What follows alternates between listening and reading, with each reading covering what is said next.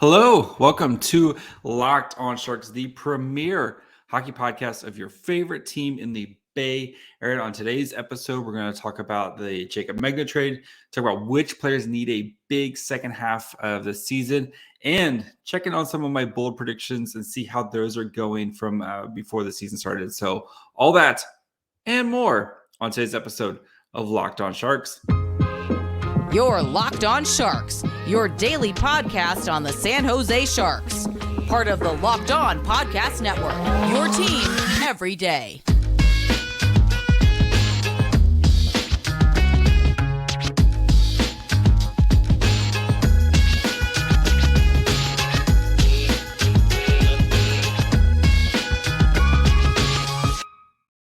I'm your host, JD Young, contributor at Fear the Fin and RIP and San Jose Hockey Now. I want to thank you for making Locked On Sharks your first listen.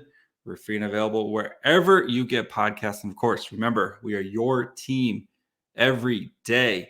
And today's episode, we're going to kind of dive deeper into the Jaycob Megna trade. I gave out quick, 1 minute reaction to it when it happened Sunday night, but I wanted to dive deeper into it and kind of what it means for some of the other guys on the roster and why I thought it was a really, really good trade for Mike Grier. Then we're going to look at some of the players such as Tomas Hertl, who needs to have a big second half now that the All-Star break is done.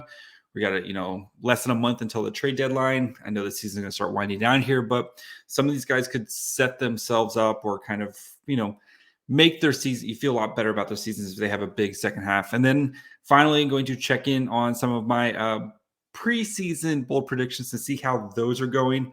A couple I feel really strongly about, and one I think I'm going to be completely wrong on. But before we get into today's episode, do want to let you know that today's episode is brought to you guys by FanDuel Sportsbook, the official sportsbook of Locked On. Make every moment matter more. Visit FanDuel.com/LockedOn today to get started. All right, so let's rewind to the Jaycob Megna trade. Of course, Sunday night, he was traded for a fourth-round pick from the Seattle Kraken. I think it's going to be basically they get to pick whichever one that they want. They have multiple fourth-round picks, and they get to kind of pick which one. So it'll be whatever the worst is of those picks. So, and I thought it was a good trade for a couple reasons. So it'll be yes, fourth round pick. It'll either be the Kraken's or Colorado's fourth round pick. So whichever one is probably the worst, they get to decide. So it'll be the worst one of those. But I thought it was a good trade for Mike Grier and the Sharks. Jaycob Megna, is a 30-year-old defenseman who's basically been a career AHL player until this season. I mean, he played half the season with the Sharks last year and, was kind of hit or miss last year. And he definitely had some problems. And, credit to him. He won an NHL job and he played top line, defensive minutes with Erik Karlsson. And, a lot of people point to his play was a reason for, kind of not the reason, but it helped for Erik Karlsson to kind of have the season Erik Karlsson's having. But again, this is selling high on a player, selling at his maximum value.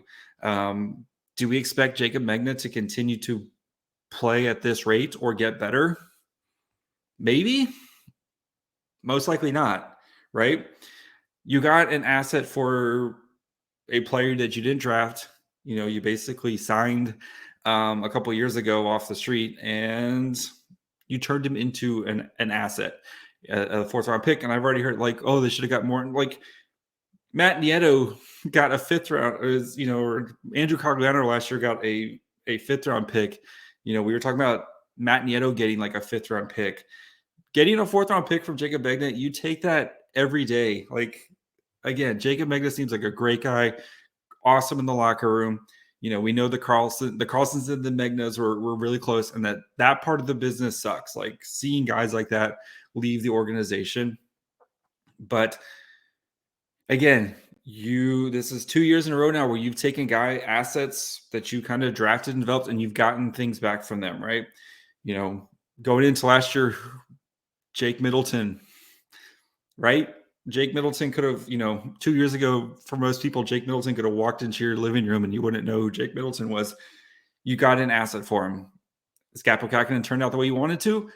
No, but you took a swing on a goalie, and for a team that does not have a star goaltender in the pipeline, taking swings on goalies is fine. And again, you turned him into an asset. What the Sharks do with this 4th round pick, we'll see. If they trade it, they trade it for an NHL player. They pick somebody, they use it in the draft to move up, to go get somebody. Whatever, you that's just one more thing that you have now to be able to go do something else with. And, it kind of, as weird as it sounds, the Sharks are going to have a bit of a logjam in the defense core here at the second half of the season, right?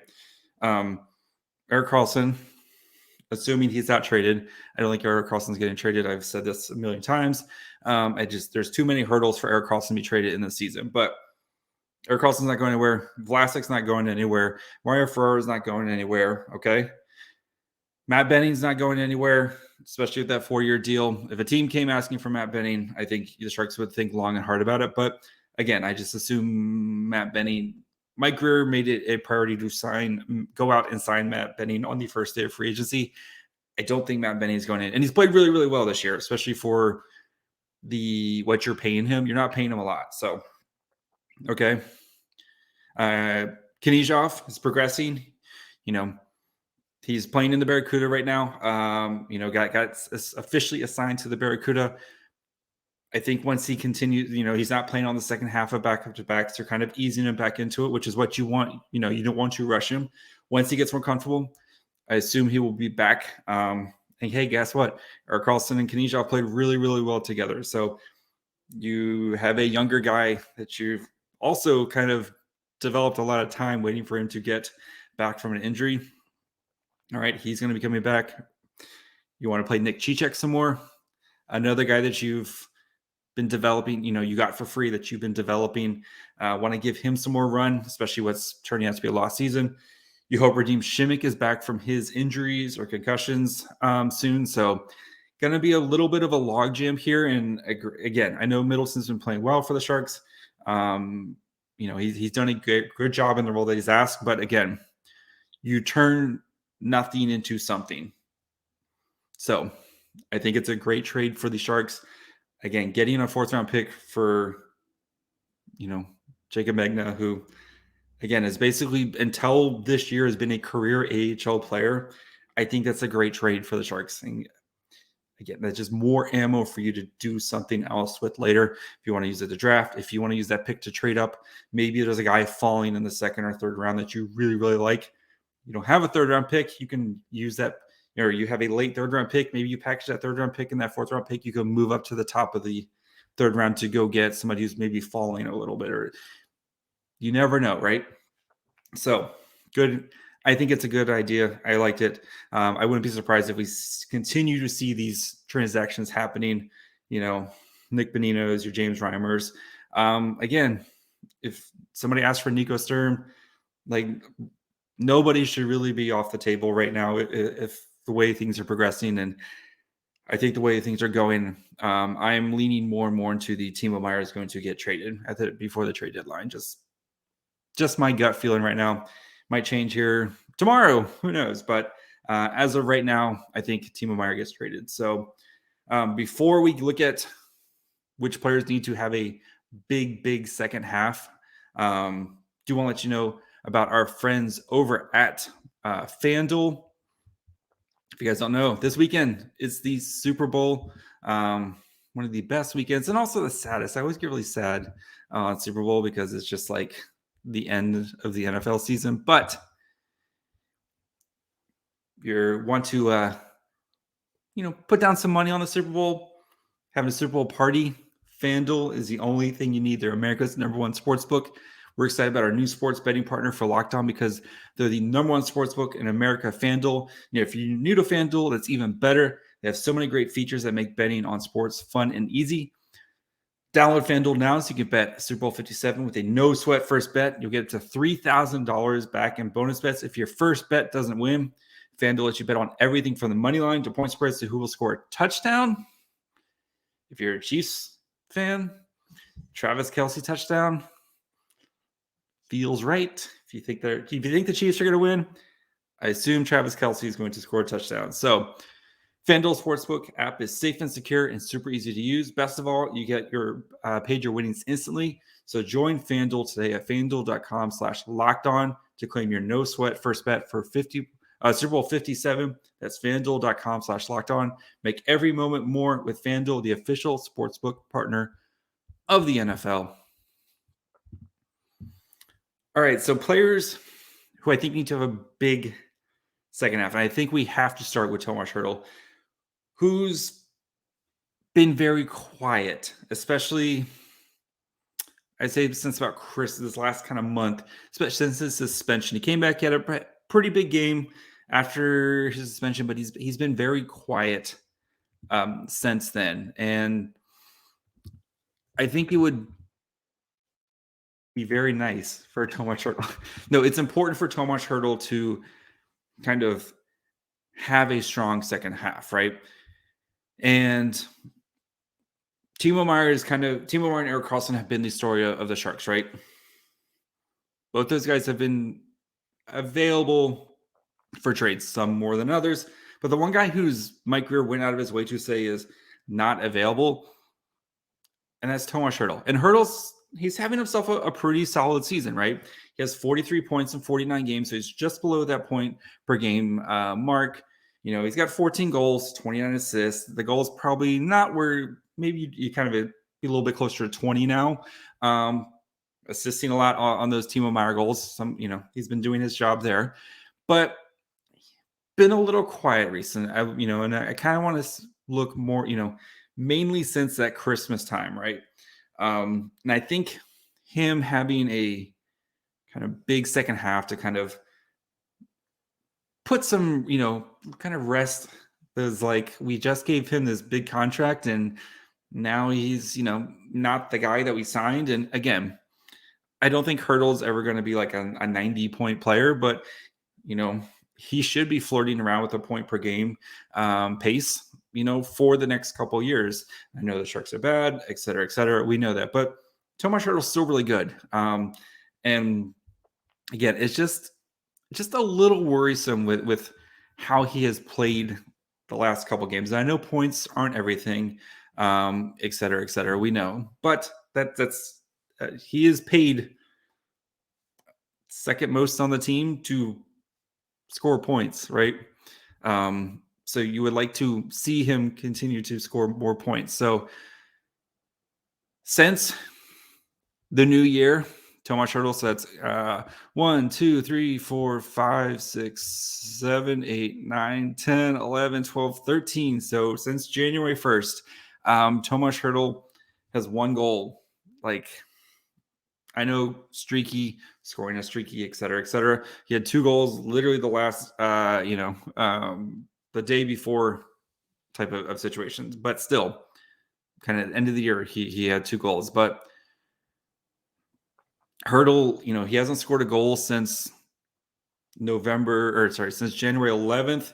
I know they've had time off here, but we're almost getting to a full calendar month here without Tomas Hertl scoring a goal.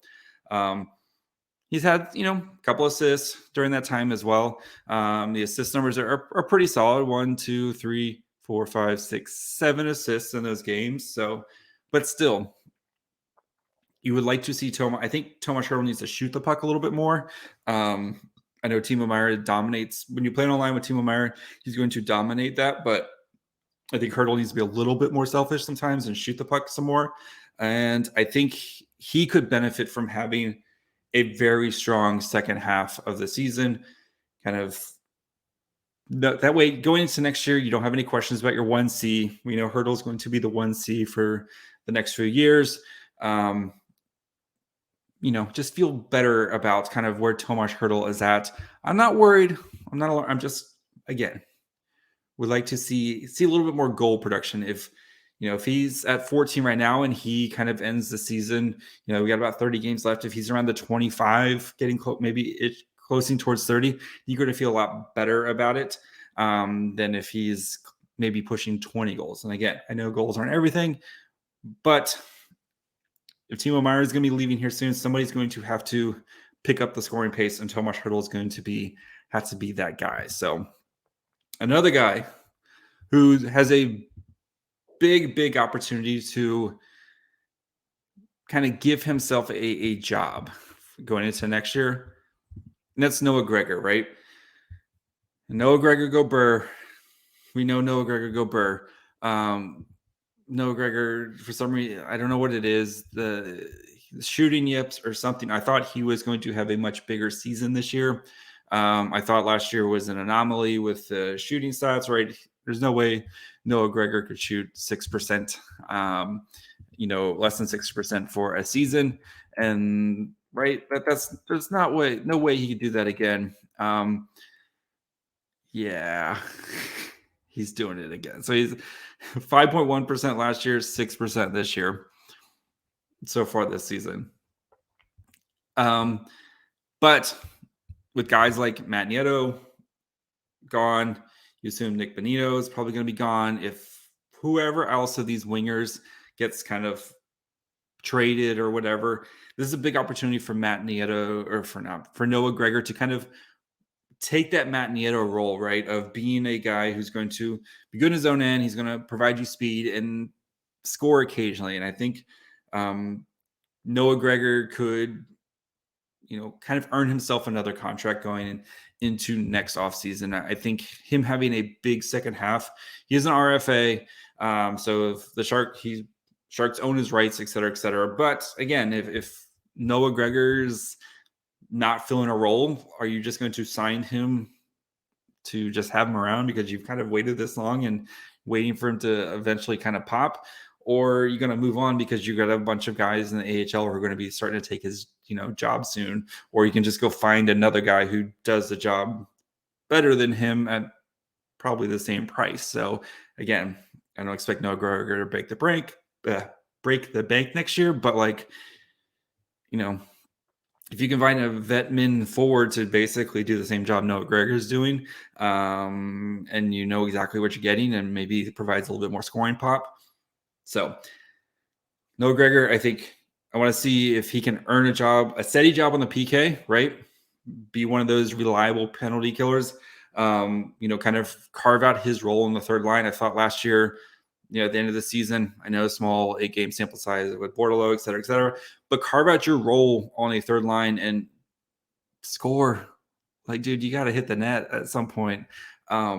So big opportunity for Noah Gregor would behoove himself to have a really, really strong second half of the year.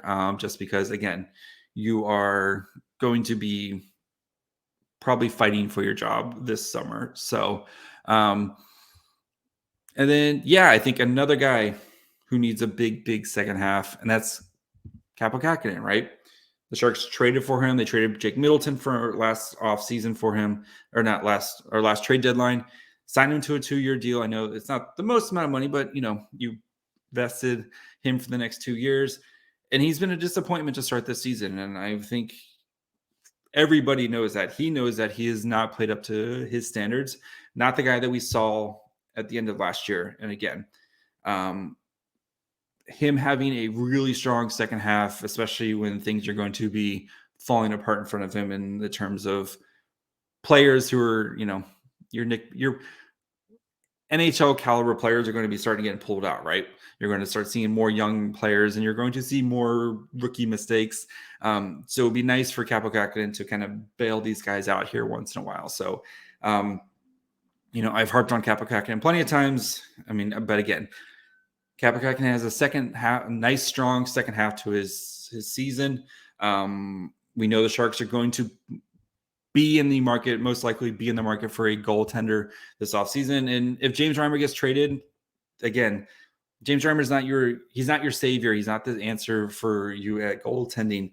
Kaapo Kahkonen is still young enough where you can kind of pencil him in for the next couple of years of being the guy and, hopefully make it harder for the Sharks harder in the sense of we don't want to move on from this guy because we think that there's something there. And again, the Sharks are going to be in the market for a goaltender this offseason. James Reimer is a UFA. If you want to bring James Reimer back, cool. If you trade James Reimer, cool. Like whatever you do James Reimer, you're going to have to either bring somebody in. You're going to bring another veteran type of guy in to play with Kaapo Kahkonen. Just because, again, Kaapo Kahkonen is not going to be starting like 65 games for you. You need a competent, kind of 1A, 1B type of situation. But I think it'd be good for Kaapo Kahkonen to have a very, very good second half. So that way that's not two things you have to worry about, right? You just have to worry about one thing. So before we get into my preseason bold predictions, see how they are doing, which ones I'm feeling really good about, which ones I'm a little worried, which ones I think I got really wrong. Do want to talk to you guys about our friends over at Athletic Greens. Right now, of course, new year, new me. Maybe you just want to take care of your health a little bit better. You need some more energy, optimize your immune system. You don't want to take a bunch of pills and vitamins because it's just annoying to take a bunch of pills and vitamins. That's where Athletic Greens comes in with their 1 scoop of their AG1. You're absorbing 75 high-quality vitamins, minerals, whole foods or superfoods, probiotics, and adaptogens. Whole food source superfoods. Say that 3 times fast. It's really hard. But help you get your day started right. Drink it before you even have your morning coffee, and you are good to go. Great thing about it, it's the price. It's less than $3 a day. That's cheaper than going and getting a coffee every morning. If you're like me, I'm really bad at it, and I have to go get a coffee every morning. And you're investing in your all-in-one nutritional insurance, and it's cheaper than going to the store and buying all the pills separately. So they also have 7,000 5-star reviews and recommended by professional athletes. I know Matt Nieto had it, and look at him. He's going to go play for Cup this year. Good for him. But to make it easy, Athletic Greens is going to give you a free 1-year supply of immune-supporting vitamin D and 5 free travel packs with your first purchase. All you have to do is visit athleticgreens.com/NHL Network. Again, it's athleticgreens.com/NHL Network to take ownership over your health and pick up the ultimate daily nutritional insurance. Okay, so rounding this out. Some bold predictions I made. We'll start with the one I feel the most confident about. The Sharks are going to be one of the 5 worst teams in the NHL. They're 5th. And the standings, and actually, they have the least amount of wins.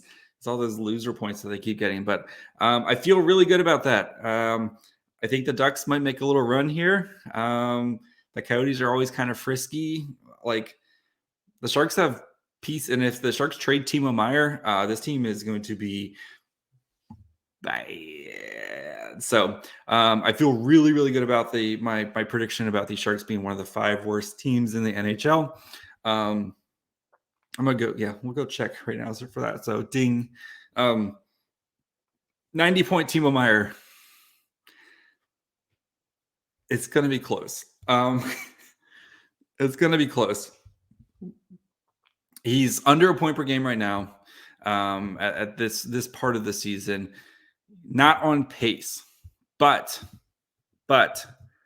remember, Timo Meier didn't score his first goal until like the 10th game of the season, and he had 1 assist in those first 9 games. So what he's done to make up the ground, it puts him on place to be that guy. So, he's at 28 goals and 20 assists. So the goals have been, I kind of laid out a case of Timo Meier can be kind of the trigger man on the power play. If the shooting percentage can go up a little bit, continue to take more shots. He's been doing all those things. I thought the assist numbers would be a little bit better, and that's what's kind of killing me right now. But he's at 48 points in 51 games, so he's close. So I'm still feeling pretty solid about it just because of the way he's playing right now. If he can continue at the pace he's playing, kind of being that point per game, that guy that we have seen basically since November 1st, if he can continue to play that way, I think Timo Meier is going to be really, really close. And you're going to look back at those first 9 games and be like, man, if he had just gotten a couple more points here, we would have 90-point Timo Meier. But it's going to be really, really close. So I feel confident, though. I feel pretty confident. All right. Next one, the Barracuda will have more points than the San Jose Sharks at the end of the season. I was very, very bullish about the Barracuda. Right now, they have less points. The Sharks have 41 points, if I remember. It's been a while since I looked at the standings. This time off has been really nice. But the Barracuda have 39 points, and the Sharks are at 41 points. It's going to be close. But again, I think the Barracuda are going to already go on a run here. You've seen them playing better. They have a bunch of games against the San Diego Gulls, who are like really, really bad. I think they're going to start to kind of go on a run here. And I think the Sharks are going to get progressively worse. So I still feel good about that. Remember, the Barracuda played 10 less games than the Sharks. So the Sharks, yes. So while the points are really close right now, the points per game are in favor of the Barracuda. And again, I think the Barracuda are going to get better. If it depends how long, Knizhov stays down there, if they get Hadaka back, maybe the Sharks send some guys down, as a trade deadline, whatever, who cares? I think the Barracuda are going to get better. I think they have good goaltending. I think they have good forwards. You see William Eklund right now is basically, I think he's on a 7-game point streak. He has found his groove down there, and I think they're going to really go on a roll here, go on a tear here, and I think the Sharks are going to get worse. So we'll see, but I feel really good about that one. Joe Thornton is going to play for the Sharks this year, and I even put it that he was going to be suited up when Patrick Marleau has his jersey retired, and I'm feeling not very good about that one. I know he's been around. He's been practicing, or I don't know, he's been practicing. He's been skating at least. He's been hanging around the facilities and stuff. I think I would be shocked. It'd be awesome. But I don't think that one's going to happen. So that was more of me just kind of wish casting, because I just want to watch Joe Thornton play. And I just want to see Joe Thornton on the ice as Patrick Marleau gets his jersey retired, type of thing. So not feeling good about that one. But yeah, so I mean, bold predictions. I feel like I kind of had a good feel on where the Sharks team was this season. So feeling pretty good about most of them. Joe Thornton, though, you never know. He might surprise us. Wouldn't that be fun? So that's going to be it. I'll be back tomorrow as the Sharks are back. They played the Lightning, so we'll recap that game, kind of get back in the groove of things. If you haven't checked out my draft profile of Will Smith with Chris Peters, you can go check that out.